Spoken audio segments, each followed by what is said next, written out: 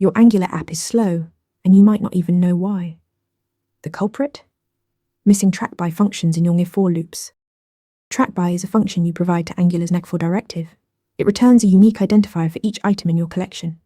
Angular uses this identifier to track which specific items in your list have changed, been added, or been removed. The function receives two parameters, the current index and the item itself. Without trackBy, Angular takes the nuclear option. When your data changes, even if you just modified one item, Angular doesn't know which item changed.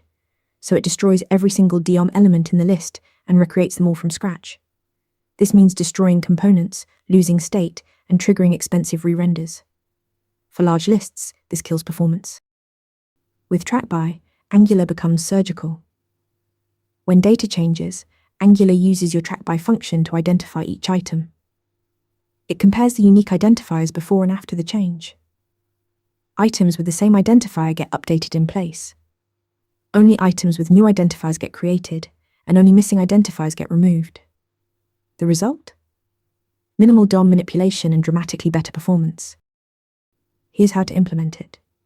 In your component, create a trackBy method that returns a unique property like the item's ID.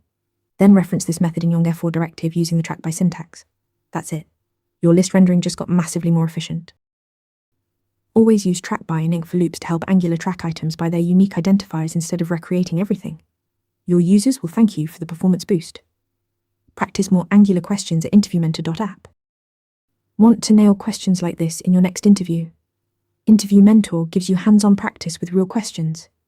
Every answer gets a grade with specific, personalized feedback. Track your progress across topics and difficulty levels.